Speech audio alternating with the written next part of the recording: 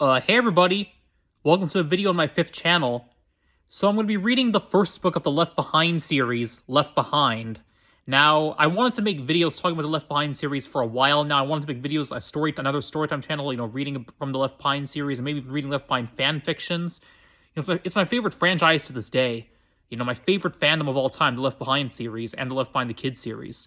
And I'll read from the Kids series as well when I get the chance to, but the Left Behind series for me was entertainment. Ever since I read it during my middle school days, that's where I found the Left Behind series. I was entertained by the series. I was a huge fan of it. That being said, I have to clarify something here. I do not believe that Jesus is going to return. I do not believe the rapture will take place. I don't believe that because I believe it's a false doctrine. I'm not a Christian. I'm a preterist. But I find the Left Behind series entertaining. That doesn't mean I agree with it. That does not mean I'm a Christian. It just means I find the Left Behind series entertaining, and that's all that is. Just entertainment. That doesn't mean I agree with it. It only means I find the series entertaining. Nothing more, nothing less. I'm loyal to the Left Behind franchise. I'm not loyal to Christianity. I'm loyal to preterism. That should be obvious. But anyways, I'm going to read the first chapter of the first book of the Left Behind series. Left Behind. Let's read it. So yeah, the first chapter of Left Behind. Okay. Let me put it like that. Okay.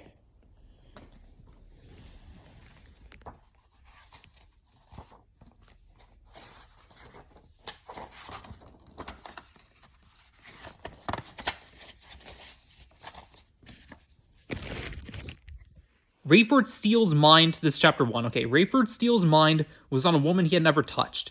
With his fully loaded 747 on autopilot above the Atlantic, en route to 6 a.m. landing at Heathrow, Rayford had pushed from his mind thoughts of his family. Over spring break, he would spend time with his wife and 12-year-old son. Their daughter was be home from college too.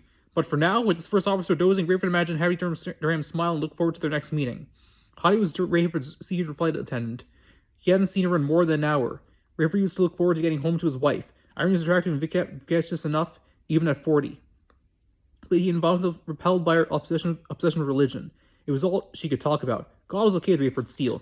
Rayford even enjoyed church occasionally. But since Irene had hooked up with a smaller congregation and was into weekly Bible studies and church every Sunday, Rayford had become uncomfortable.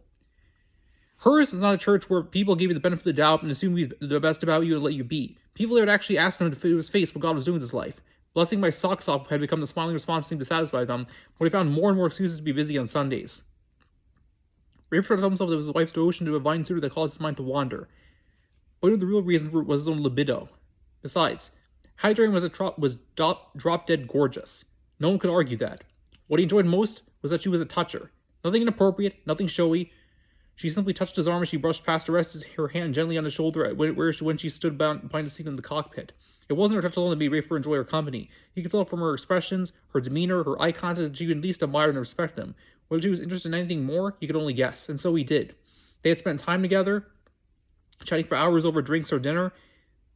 Sometimes a co-worker, sometimes not. He had not returned so much as one brush of a finger, but his eyes had held their gaze, and he could only assume his smile had made his point. Maybe today, maybe this morning, if her coded tap on the door didn't rouse his first officer, he would reach and cover the hand on his shoulder.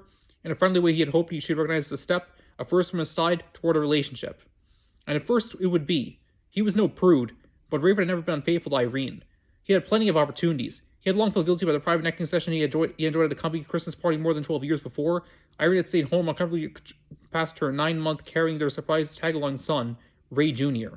Though under the influence, Rayford had known enough to leave the party early. It was clear Irene noticed he was slightly drunk, but she couldn't suspect anything else, not from her straight-hour captain. He was the pilot who had once consumed 2 martinis during a snowy shutdown at O'Hare and had voluntarily grounded himself when the weather cleared. He offered to pay for bringing in a relief pilot, but Pan Continental was so impressed since they made an example of his self-discipline and wisdom. In a couple of hours, Rayford would be the first to see hints of the sun, a teasing palette of pastels that would signal the reluctant dawn over the continent. Until then, the blackness through the window seemed miles thick. His groggy or sleepy passengers had window shades down, pillows and blankets in place. For now, the plane was a dark, humming sleep chamber for all but a few wanderers, the attendants, and 1 or 2 responders to nature's call. The question of the darkest hour before dawn, then, was whether Rayford Steele should risk a new, exciting relationship with Hattie Durham. He suppressed a smile. Was he kidding himself? Would someone with his reputation never do anything but dream about a beautiful woman 15 years his junior? He wasn't so sure anymore. If only Irene had gone off on this new kick. Would it fade her propagation to the end of the world with the love of Jesus or the salvation of souls? Lately, she'd been reading everything she could, but to get her hands about the rapture of the church. Can you imagine, Rafe? She exalted Jesus coming back to get us before we die? Yeah, boy, he said, peeking over the top of his newspaper. That would kill me. She was not amused. If I didn't know what would happen to me, she said, I wouldn't be so glib about it. I do know what would happen to me, he insisted. I'd be dead, gone, finis. But you, of course, would fly straight up to heaven. He hadn't meant to offend her. He was just having fun. When she turned away, he rose and pursued her. He spun around and tried to kiss her, but she was cold. Come on, Irene, he said. Tell me thousands would just kneel over. They just saw Jesus coming back for all the good people. She had pulled away in tears. I told you and told you. Safe people aren't good people. They're just forgiven. Yeah, I know, he said, feeling rejected and vulnerable in his own living room. He returned to his chair and his paper. It makes you feel any better? I'm happy for you that you can be so cocksure. I only believe what the Bible says, Irene said. Rayford Chuck wanted to say good for you, but didn't want to make the bad situation worse. And we envied your confidence, but in truth, you were off to being a more emotional, more feelings-oriented person. He didn't want to articulate it, but the fact was he was brighter, yes, more intelligent. He believed in rules, systems, laws, patterns, things you could see and feel and hear and touch. If God was part of all that, okay. Higher power, a loving being, a force on the laws of nature, fine. Let's sing about it, pray about it, feel good about our ability to be kind to others, and go about our business. Rayford's greatest fear was that this religious expectation would not fade away like Irene's Amy Way days, her Tupperware phase, and her aerobic spell. He could just see her ringing doorbells and asking if she could read people a verse or two. Surely she knew better than to dream of his tagging along. Irene became a full-fledged religious fanatic, and somehow she had freed Rayford from dreaming without guilt about Hattie Durham. Maybe he would say something or suggest something. But it hinted something as he and Hattie strode toward the cab line, maybe earlier. Did Zary serve himself even now, hours before touchdown? Next to a window in first class, a writer sat hunched over his laptop. He stood on the machine, vowing to get back to his journal later. At 30, Cameron Williams was the youngest ever senior writer of the prestigious Global Weekly. The rest of the envy of the rest of the veteran staff, he either scooped them or was assigned to the best stories in the world. Both admirers and detractors of the magazine called him Buck, because he was always bucking tradition and authority. Buck lived a charmed life, having been eyewitness to some of the most pivotal events in history. A year and 2 months earlier, his January 1st cover story had taken him to Israel to interview Chaim Rosenzweig, and resulted in the most bizarre event he had ever experienced. The elder Rosenzweig had been the only unanimous choice for newsmaker of the year in history of Global Wiki. Its staff had customarily steered clear of anyone who would be an obvious pick as Times Man of the Year, but Rosenzweig was an automatic. Cameron Williams had gone to the staff meeting prepared to argue for Rosenzweig against whatever media star the others would type of champion. He was pleasantly surprised when executive editor Steve Plank opened with, "Anybody want to nominate someone stupid, such as anyone other than the Nobel Prize winner in chemistry?" The senior staff members looked at each other, shook their heads, and began to pretend to begin leaving.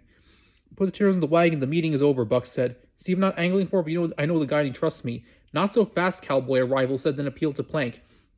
"You letting Buck assign himself now?" "I might," Steve said. "What if I do?" "I just think it's a technical piece, a science story," Buck's director muttered. "I put the science writer on it, and you put the reader to sleep," Plank said. "Come on, you know the writer for showcase pieces comes from this group. It's not a science piece any more than the first one," Buck did on him. He just has to be told so the reader gets to know the man and understands the significance of this achievement. Like, that isn't obvious. It only changes the course of history. "Make the assignment today," the executive editor said. Thanks for your willingness, Buck. I assume everyone else is willing as well." Expressions of eagerness filled the room, but I also heard the grumbled predictions that the fair-haired boy would get the mod. Which he did. Such confidence from his boss and competition from his peers made him all the more determined to outdo himself at every assignment. In Israel, Buck stayed in a military compound and met with Rosenzweig in the same kibbutz on the outskirts of Haifa, where he had interviewed him a year earlier. Rosenzweig was fascinating, of course, but it was his discovery or invention no one knew quite how to categorize that was truly the newsmaker of the year. The humble man called himself a botanist, but he was in truth the chemical engineer who concocted a synthetic fertilizer that caused the desert sands of Israel to bloom like a greenhouse. Irrigation has not been a problem for decades, the old man said. All they did was make the sand wet. My formula added to the water fertilizes the sand. Buck was not a scientist, but he knew enough to shake his head at that simple statement. Ross's formula is fast making Israel the richest nation on earth, far more profitable than its oil-laden neighbors. Every inch of ground blossomed with flowers and grains, including produce never before conceivable in Israel. The oil land became an export capital, the envy of the world, virtual zero unemployment. Everyone prospered. The prosperity brought about by the miracle formula changed the course of history for Israel. Flush with cash and resources, Israel made peace with their neighbors. Free trade and liberal pasture for those who loved the nation have access to it. What they did not have access to, however, was the formula. Buck cannot even ask the old man to reveal the formula or the complicated security process that protected him from any potential enemy. The very fact that Buck was housed by the military and evidenced the importance of security, maintaining the secret ensured the power and independence of the state of Israel. Never had Israel enjoyed such tranquility. The walled city of Jerusalem was only a symbol now, welcoming everyone with their own grace peace. The old God rewarded them and compensated them for centuries of persecution. Chaim Rosenzweig was honored throughout the world and revered in his own country. Global leaders sought him out. He was protected by every security system as complex as those that protected heads of state. As heady as Israel became with newfound glory, the nation's leaders were not stupid. I kidnapped and tortured Rostam, he could be forced to reveal a secret that could similarly revolutionize any nation in the world. Imagine the formula might do if modified to work on the vast tundra of Russia. Could richness bloom with their snow covered the most of the year?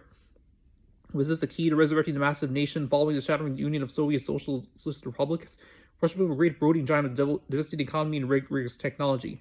All the nation had was military weight, even from every spare mark going into weaponry. And switch from rubles to marks had not been the smooth transition for the struggling nation. Streamlining world finance, 3 major currencies had taken years, but once the change was made, most are happy with it.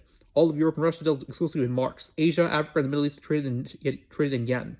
North and South America and Australia dealt in dollars. A move was afoot to go into one global currency, but those nations that had reluctantly switched once were loath to do it again. Trusting their ability to profit in Israel's fortune, determined to dominate and occupy the Holy Land, the Russians had launched an attack against Israel in the middle of the night. The assault had become known as the Russian Pearl Harbor, and because of his interview with Rosenzweig, Buck Williams was in Haifa when it happened. The Russians intercontinental ballistic missiles and nuclear-equipped MiG fighter bombers into the region. The number of aircraft and warheads made it clear to say the mission was as annihilation. Saying Israelis were caught off guard, Cameron Williams had written, was like saying the Great Wall of China was long. When Israeli radar picked up the Russian planes, they were nearly overhead. Israel's frantic plea for support from their immediate neighbors in the United States was simultaneously demands and intentions of invaders of her airspace. By the time Israel allows to beyond anything with coastal defense, it was obvious the Russians would have her outnumbered 100 to 1. The only moments where the destruction would begin. There would be no more negotiating, no more pleas sharing of wealth with the hordes of the north. The Russians would only intimidate and bully, they would not have to fill the sky with missiles. Planes can turn back when missiles are armed and targeted. So there's no grandstand play designed to bring Israel to her knees. No message from the victims. Receiving no explanation for war machines crossing her borders setting upon her, Israel was forced to defend herself, knowing full well that the first fall would bring about her eventual disappearance from the face of the earth. With warning signs screaming for radio television saying they're doing what flimsy cover they might find, Israel defended herself, however, surely be the last time in history. The first battery of the Israeli surface-to-air missiles hit their marks, and the sky was lit with orange and yellow balls of fire that would certainly do little to slow Russian offensive, which there could be no offense. Those who knew the odds of what the radar screens were told the Phoenix explosions in the sky is the Russian onslaught. Every military leader who knew that was coming expected to be put out of his misery in seconds when the fusillade reached the ground and covered the nation. From what he heard and saw in the military compound, the Buck Williams knew the end was near. There was no escape, but as the night shone like day and the horrific defeating explosions continued, nothing on the ground suffered. The building shook and rattled and rumbled, and yet it was not hit. Outside, warplanes slammed to the ground, digging craters and sending burning debris flying. Yet lines of communication stayed open. No other command posts had been hit, no reports casualties, nothing destroyed yet. Was this sort of a cruel joke? Surely at first Israel missiles taking out the Russian fighters and caused missiles to explode too high to cause more than fire damage on the ground. What happened to the rest of the Russian Air Corps? Radar showed they had clearly sent nearly every plan they've had, leaving hardly anything in reserve for defense. Thousands of planes swooped down on the tiniest country's most populated cities. The war and the cacophony continued. The explosion so horrifying the veteran military leaders buried their faces and screamed in horror. Bucket always wanted to be near the front lines, but his survival instinct was on full throttle. He knew beyond doubt he would die. He was also thinking the strangest thoughts. Why he had never married?